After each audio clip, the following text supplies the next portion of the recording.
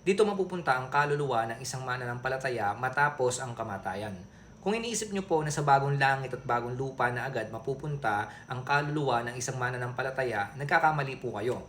Kapag namatay ang isang mananampalataya, hindi po siya dadiretso doon sa bagong langit at bagong lupa. Meron po tayong tinatawag na intermediate heaven.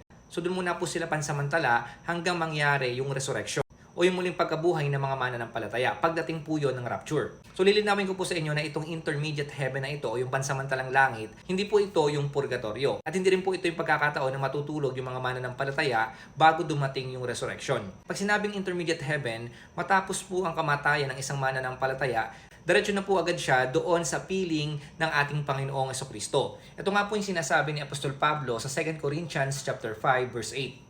Malakas ang aming loob at mas gusto pa naming iwan ang katawang ito na aming tinatahanan ngayon upang manirahan na sa piling ng Panginoon. Napansin nyo, hindi sinabi ni Apostol Pablo na siya po agad ay mapupunta doon sa bagong langit o bagong lupa. Ang sabi niya po sa piling ng ating Panginoon. Diretso na po yung kaluluwa niya sa presensya ng Diyos kasi matapos ang kamatayan ng isang tao, hindi na po yan mananatili sa mundo na ito.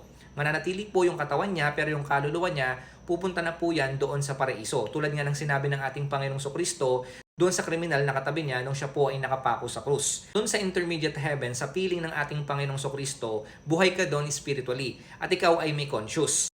Ngayon mga kapatid, kung itong intermediate heaven, pansamantala, itong bagong langit at bagong lupa, ito na po yung pangmatagalan, pang-eternal na po ito. Ang sabi nga po sa 2 Peter chapter 3 verse 13, subalit ayon sa pangako ng Diyos, naghihintay tayo ng bagong langit at ng bagong lupa na paghaharian ng katwiran. So napansin nyo, ang sabi ni Apostol Pedro, naghihintay tayo ng bagong langit at bagong lupa. So kung naghihintay, ibig sabihin wala pa po yun.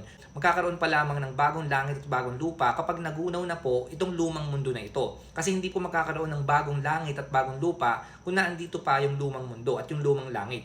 So kapag nagunaw na po yung mundo at pagkatapos ng final judgment, doon pa lang po magkakaroon ng bagong langit at bagong lupa para sa ating mga mananampalataya. Para mas maintindihan nyo po, yung intermediate heaven, ito po ay pansamantala. Samantalang yung new heaven and new earth, ito po ay pangwalang hanggan. Sa intermediate heaven, kaluluwa lamang ang mapupunta doon sa piling ng ating Panginoong Kristo. Pero sa bagong langit at bagong lupa, glorified body na po ang gagamitin doon. Sa intermediate heaven, ito po ay paghihintay. Samantalang yung new heaven and new earth, ito naman po yung ating tunay na tahanan. Kung tayo po ay nakikristo matapos man ang buhay natin, mapupunta tayo doon sa presensya ng ating Panginoong Jesucristo. At yun po yung intermediate heaven. Pagkatapos po nun, mararanasan naman natin yung pangako ng ating Diyos. At yun po yung naghihintay para sa atin, ang bagong langit at bagong lupa.